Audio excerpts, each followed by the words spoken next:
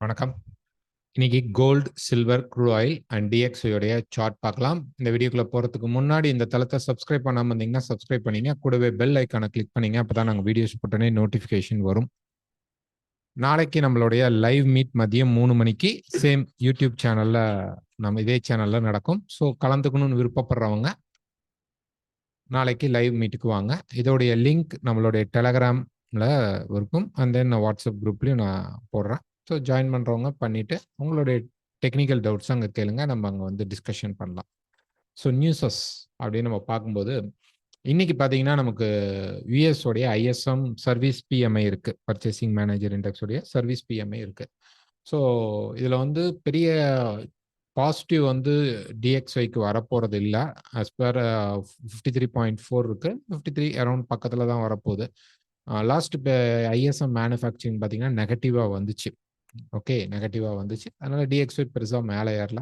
ஒருவேளை இது பாசிட்டிவாக வந்தால் 53.4க்கு மேலே மார்க்கெட்டில் ஒரு நல்ல ஆக்சுவல் ரேட் வந்து வந்துச்சு அப்படின்னா நமக்கு வந்து யூஎஸ் மார்க்கெட் கொஞ்சம் ரெக்கவர் ஆகும். இல்லை நெகட்டிவாக வந்தால் அது ஸ்டில் வந்து அந்த ரேஞ்சுக்குள்ளேயே லைட்டாக ஒரு ஃபால் மட்டும் இருக்கும். இன்னைக்கு இருக்கக்கூடிய நியூஸ் தான். நாளைக்கு நமக்கு பார்த்தீங்கன்னா ஃபெட்டோடைய டெஸ்டிஃபைஸ் இருக்கு. அதுக்கப்புறம் ரொம்ப ரொம்ப இந்த வீக்குக்கான பெரிய ஒரு நியூஸ் என்ன அப்படின்னா நான் ஃபார்ம் பேரோல். அது வந்து வெள்ளிக்கிழமை அன்னைக்கு நமக்கு இருக்குது, 7 மணிக்கு இருக்குது. ஸோ நான் ஃபார்ம் பேரோல் வந்து ரொம்ப ரொம்ப இம்பார்ட்டண்டான ஒரு நியூஸாக நம்ம எடுத்துக்கலாம். ஸோ நாளைக்கு லைவ்ல இன்னும் கொஞ்சம் நம்ம டீட்டெயில்ஸாக கூட இதை பார்க்கலாம். ஸோ ஃபர்ஸ்ட் டிஎக்ஸ்ஒயோடைய சார்ட் பார்த்துடலாம். ஸோ டிஎக்ஸ்ஒய் பொறுத்த வரைக்கும் பார்த்தீங்க அப்படின்னா மார்க்கெட் வந்து அந்த ரேஞ்சுக்குள்ளே தான் இருக்குது. ஸோ இந்த சப்போர்ட் எடுத்த மார்க்கெட் வந்து ரேலியும் பண்ண முடியல, ட்ராப்பும் ஆகலை, ஃபெயிலியரும் ஆக முடியல. ஸோ இந்த மார்க்கெட் வந்து இந்த சைட்வேஸ்க்குள்ளே தான் ப்ரைஸஸ் வந்து இப்போ சுற்றிட்டு இருக்கு. ஒரு 4 ஹவர் சார்ட்டில் போய் பார்த்தீங்க அப்படின்னா மார்க்கெட் வந்து மார்க்கெட்டோடைய ஒரு இம்பார்ட்டண்டான ஸ்ட்ரெச்சரில் நம்ம இருக்கிறோம். மேபி இன்னைக்கு பாசிட்டிவாக வந்தால் கொஞ்சம் ரெக்கவர் ஆகிறதுக்கான வாய்ப்புகள் என்ன அப்படின்னா மார்க்கெட் வந்து கீழே ஒரு ரேஞ்ச் கொடுத்ததுக்கப்புறம் ப்ரைஸ் மேலே போயிட்டு திருப்பி கீழே வந்து மேலே போயிட்டு இப்போ கீழே வந்து ஒரு சப்போர்ட் லெவலில் நமக்கு இருக்குது. இந்த ஹை அப்படின்னு பிரேக் ஆகும்போது நமக்கு ஒரு சின்ன ரேலி கொடுக்கறதுக்கான பாசிபிலிட்டிஸும் டிஎக்ஸ்ஒய்ல தெரியுது. இல்லை கீழே பிரேக் ஆனால் இந்த லோ நமக்கு பிரேக் ஆகிற வரைக்கும் டிஎக்ஸ்ஒய் வந்து ஒரு ஷார்ட் டேர்ம் செல்லிங் இருக்கும். இது உடைக்கும் போது தான் நல்ல ஒரு செல்லுக்குள்ள டிஎக்ஸ்ஒய் போகும். ஸோ டிஎக்ஸ்ஒய் பொறுத்த வரைக்கும் டிஎக்ஸ்ஒய்ல பெரிய மூவ்மெண்ட் இல்லை. அப்போ ஏன் கோல்டில் மட்டும் இவ்வளோ பெரிய மூவ்மெண்ட் அப்படின்னு நீங்கள் கேட்கலாம். ஸோ கோல்டு ரிலேட்டட் நிறைய கால்ஸ் வந்துருக்கு. அதை பற்றி நம்ம பேசுவோம், கோல்டு வரும்போது பேசுவோம். ஸோ டிஎக்ஸ்ஒய் பொறுத்த வரைக்கும் ஸ்டில் வந்து அந்த மார்க்கெட் பார்த்தீங்க அப்படின்னா ஒரு சப்ஸ்டெயினாக தான் இருக்குது. பெரிய லெவலில் ட்ராப் இல்லை. ஒருவேளை இந்த லோ பிரேக் ஆனால் கூட நமக்கு கீழே இருக்கிற 103.4 பிரேக் ஆனால் தான் டிஎக்ஸ்ஒய் உடைய ஃபுல் வீக்னஸ் வந்து வரும். இல்லை இன்னைக்கு வரக்கூடிய நியூஸ் பாசிட்டிவாக இருக்கும் பட்சத்தில் அவன் இந்த ஹையை பிரேக் பண்ணி 104.40க்கு பக்கமாக மார்க்கெட் போய் நின்றுக்கும். இந்த ரெசிஸ்டன்ஸ் லெவலில் நின்றுக்கும். தென் மார்க்கெட் மெதுவாக க்ரோ ஆகவும் வாய்ப்புகள் உண்டு. Next US oil. So US oil பொறுத்த வரைக்கும் ஒரு டே ஃப்ரேமில் பார்த்தீங்கன்னா மார்க்கெட் வந்து இந்த ரெசிஸ்டன்ஸ் ஃபேஸ்க்கு மேலே க்ளோஸ் பண்ணல. ஸோ ஒரு கரெக்ஷன் வந்துட்டு இருக்கான். கீழே வரும்போது நம்ம வந்து ஒரு சின்ன பை ட்ரை பண்ணலாம். ஸோ மார்க்கெட்டை பொறுத்த வரைக்கும் இப்போ பார்த்தீங்க அப்படின்னா அந்த ரேலி கீழே இருக்க சப்போர்ட்டில் தான் இருக்கும். ஸோ இது உடைக்கும் பொழுது மார்க்கெட்டில் கீழே இருக்கக்கூடிய சப்போர்ட்டில் நம்ம பை ட்ரை பண்ணலாம். ஓகேங்களா? ஸோ இந்த லெவல் பிரேக் ஆகும்போது 77.50க்கு பக்கமாக மார்க்கெட் பிரேக் ஆகும்போது ஒரு பை சான்ஸ் கிடச்சிச்சுன்னா நம்ம ஸ்டாப் லாஸ் யூஸ் பண்ணி இந்த மார்க்கெட்டை பை எடுக்கலாம். ஓகேங்களா? ஸோ இங்கே வெயிட் பண்ணி ப்ரைஸ் பிரேக் ஆனதுக்கு அப்புறம் இந்த இடத்துல கிடைக்கக்கூடிய பை எடுக்கலாம். அவ்வளோதான். ஸோ ஸ்டாப் லாஸ் யூஸ் பண்ணணும். Okay, next silver. So silver பொறுத்த வரைக்கும் டே ஃப்ரேமில் பார்த்தோம் அப்படின்னா மார்க்கெட் வந்து ஆல்மோஸ்ட் இந்த ரெசிஸ்டன்ஸ் கிட்ட வந்துட்டான். ஆக்சுவலாக வந்து நம்ம அந்த சப்போர்ட் பேஸ் பண்ணி மேலே இருக்கக்கூடிய இந்த டாப்பில் வந்து நம்ம வந்து ஸோ இப்படி கொஞ்சம் கீழே இருக்க வச்சிங்கன்னா இந்த டாப்பில் வந்து கரெக்டாக வந்து நமக்கு வந்து ஒரு ரெசிஸ்டன்ஸ் ஸ்ட்ரெச்சும் இருக்குது, கூட வந்து நமக்கு வந்து ரெசிஸ்டன்ஸ் பிளாக்கும் இருக்குது. ஸோ ப்ரைஸ் பொறுத்த வரைக்கும் இந்த இடத்துல டேர்ன் ஆக வாய்ப்பு இருக்கா அப்படின்னா லிட்டில் சான்சஸ் இந்த இடத்துல இருக்குது.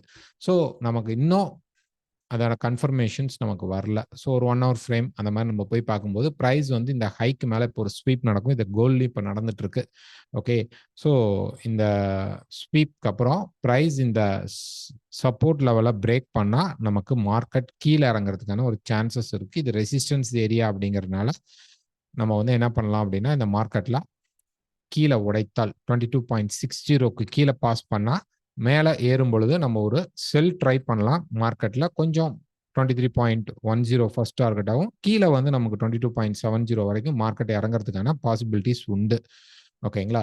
ஸோ இத விட இன்னொரு பெஸ்ட் சாய்ஸ் வந்து நம்ம எப்படி பார்க்கலாம்? நமக்கு இந்த இடத்துல எதுவும் கிளியரா தெரியல அப்படிங்கிற பட்சத்தில, இங்க இருக்கக்கூடிய ஒரு ட்ரெண்ட் லைன நம்ம இப்படி வந்து யூஸ் பண்ணிக்கலாம். ஓகேங்களா? ஸோ இது வந்து நான் வந்து இப்படி சாரி இந்த ஸ்ட்ரக்சர்ல இப்படி வைக்கிறேன். ஓகே. ஆல்மோஸ்ட் நமக்கு வந்து ஒரு கனெக்டிவிட்டி லைன் இங்க வந்து வரும். ஓகே. ஸோ இந்த ரெசிஸ்டன்ஸ்ல இருக்கிறனால, இந்த ட்ரெண்ட் லைன் பிரேக் ஆகும்போது, ஆல்மோஸ்ட் இந்த சப்போர்ட்டும் சேர்ந்து பிரேக் ஆகும். ஸோ ட்ரெண்ட் லைன் பிரேக் ஆகும்போது நம்ம ஷார்ட் செல்லிங் போலாம். இப்போ டைரக்ட்டா போய் இந்த டாப்ல நான் செல் பண்ணட்டுமா அப்படின்னு கேட்டீங்கன்னா, தப்பு. ஏன்னா வந்து ரெசிஸ்டன்ஸ்குள்ள இருந்தாலும், நமக்கு வந்து பிரைஸ் வந்து கீழ உடைக்கணும். ஓகேங்களா? கீழ உடைக்கும்போது தான் நமக்கு இந்த மார்க்கெட் வந்து ஃபெயில் ஆகும். ஏன்னா இந்த இடத்துல பிரைஸ் பார்த்தீங்க அப்படின்னா, ஒரு சின்னதா ஒரு மைனர் டபுள் பாட்டம் போட்டு பிரைஸ் வந்து ஆக்டிவேட் ஆகி மேல போயிட்டு இருக்கும்போது, இத ஃபெயில் பண்ணும்போது ஒரு நல்ல சப்போர்ட் லெவல் நமக்கு பிரேக் ஆகும். இந்த சப்போர்ட் லெவல் பிரேக் ஆகுறனால பிரைஸஸ் டிராப் ஆகுறதுக்கான பாசிபிள் உண்டு. ஓகேங்களா? ஸோ நம்ம வந்து இப்ப ரெசிஸ்டன்ஸ் லெவல்ல இருக்கிறோம். Next gold. ஸோ கோல்ட் பொறுத்தவரைக்கும் ஒரு டே ஃப்ரேம்ல போய் பார்த்தோம் அப்படின்னம்னா, மார்க்கெட் வந்து அப்படியே மேல போயிட்டே இருக்கான். ஸோ என்ன நியூஸ் ஆக்சுவலா வந்து என்ன ஈவென்ட் அப்படின்னு நம்ம பார்த்தோம் கேட்கலாம்.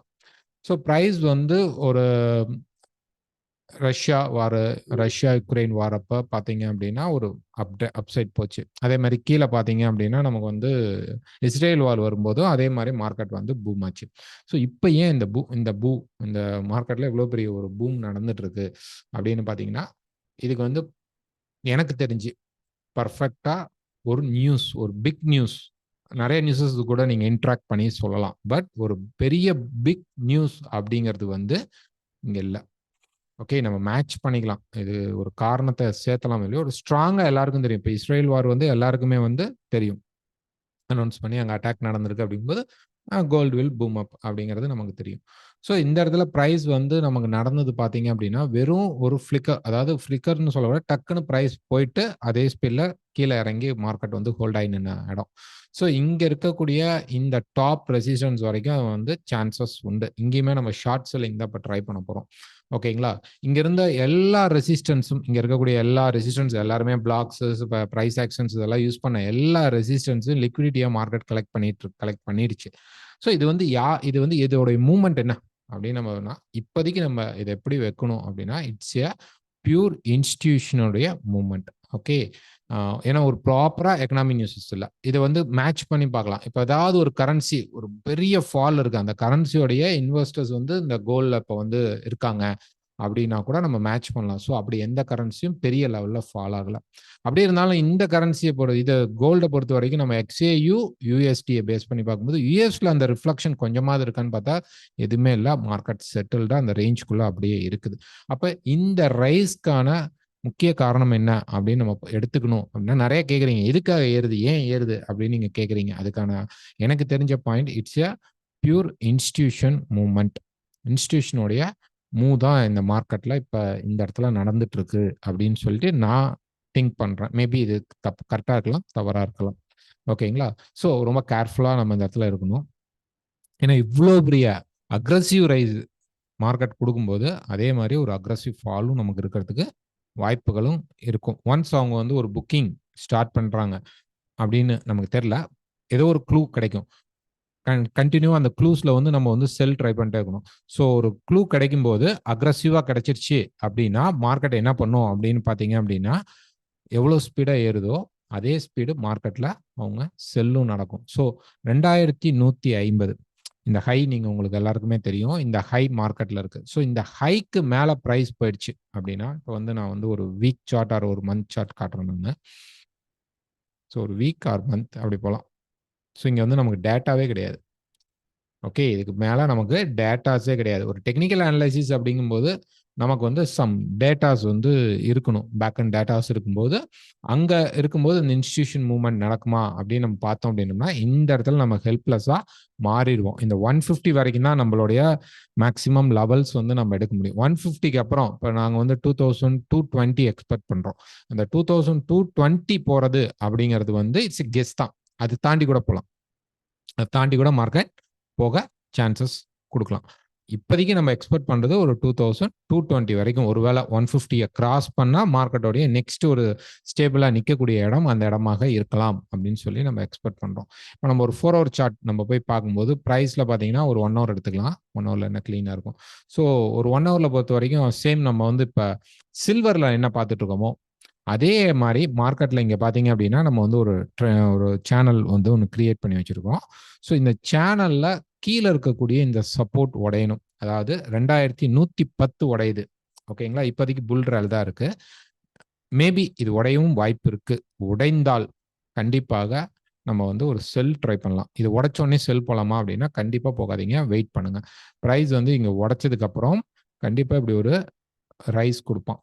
அந்த ரைஸ்ல நம்ம போய் இங்க செல் ட்ரை பண்ணோம் அப்படின்னா நம்மளுடைய ஃபர்ஸ்ட் டார்கெட்டா 2090 வந்து நம்ம வைக்கலாம். ரெண்டாவது நமக்கு கீழே இருக்கக்கூடிய 2060 வரைக்கும் நமக்கு மார்க்கெட் கீழே இறங்க சான்சஸ் உண்டு. சில்வரும் கோல்டும் கொஞ்சம் கம்பேர் பண்ணிக்கலாம். ஏன்னா நமக்கு இருக்கிற ரெண்டுமே வந்து ஒரு புல்லியன் மெட்டல்ஸ் இருக்கிறதுனால ரெண்டுமே எடுக்கும்போது அங்க ரெசிஸ்டன்ஸ் கிடைக்குது. இதுவும் ஆல்மோஸ்ட் அந்த வந்து ஸ்பைக்ஸ்ல இருக்கக்கூடிய ஒரு ரெசிஸ்டன்ஸ் ஏரியா தான்.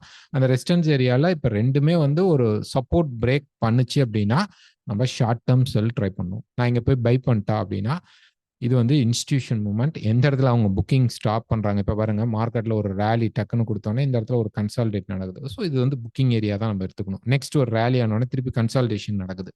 ஓகே, இந்த ரேலி ஷார்டன் ஆச்சு அப்படின்னா இப்போ உடஞ்சிருச்சு அப்படின்னா கண்டிப்பாக அப்கமிங்ல பார்த்தீங்க அப்படின்னா இந்த ஜோன் அப்படிங்கிறது வந்து நமக்கு வந்து ஒரு செல் ஜோனா இருக்கும். இது வந்து நம்ம இங்க இருந்து திருப்பி மார்க்கெட் வந்து கீழே போகுது அப்படின்னு நம்ம எதிர்பார்க்க கூடாது. ஃபர்ஸ்ட் ஒரு ஷார்ட் டேர்மாக நம்ம வந்து 90 வரைக்கும் ஒரு புக்கிங் ஆகவும், ரெண்டாவது 60 வரைக்கும் ஒரு புக்கிங்க்கும் ட்ரை பண்ணணும். ட்ரையல் ஸ்டாப் லாஸ் யூஸ் பண்ண ட்ரை பண்ணணும். இந்த இடத்துல ட்ரையல் ஸ்டாப் லாஸ் தான் உங்களுக்கு ஹெல்ப் பண்ணும். திடீர்னு ஏதோ ஒரு எக்கனாமில திருப்பி வந்து அவங்க ஏதாவது ஒரு நியூஸஸ்ல மார்க்கெட்டை சும்மா இறக்கி மேலே ஏத்துறாங்க அப்படின்னா அந்த ஸ்டாப்ல இருந்து நம்ம எக்ஸிட் ஆகி வெளியில போற மாதிரி இருக்கணும். ஸோ இந்த இடத்துல எல்லாம் ஷார்ட் செல்லிங் போறது பெஸ்ட். பை அப்படிங்கிறது எங்களுக்கு இந்த இடத்துல எதை வச்சு எடுக்கிறதுன்னு தெரியல.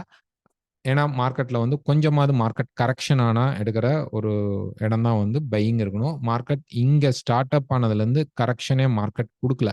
ஸோ கரெக்ஷன் கீழே கொடுத்தாதான் அந்த ஃபர்ஸ்ட் 90 நம்ம எக்ஸ்பெக்ட் பண்றோம். ஸோ 90 வந்து மார்க்கெட் நின்றுச்சுன்னா கூட ஒரு டேர்ன் ஆச்சு அப்படின்னா நம்ம பை ட்ரை பண்ணலாம்.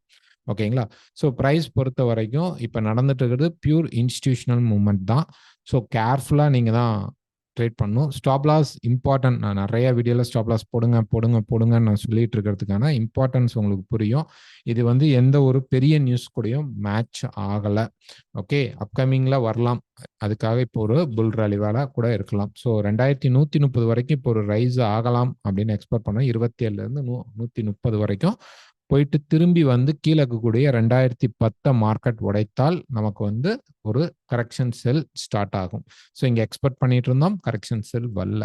ஸோ இங்கேயும் இந்த லெவல் எக்ஸ்பெக்ட் பண்ணிட்டு இருக்கோம். இது உடைந்தால் கண்டிப்பாக மார்க்கெட்ல ஒரு கரெக்ஷன் செல் வரும். இது இன்னொரு ஸ்டோரியில சொல்லணும் அப்படின்னா இப்போ வந்து நார்மலா எல்லாருக்குமே தெரிஞ்சிருக்கும் rally base rally base rally அந்த மாதிரி கான்செப்ட்ல தான் மார்க்கெட் போயிட்டு இருக்கு.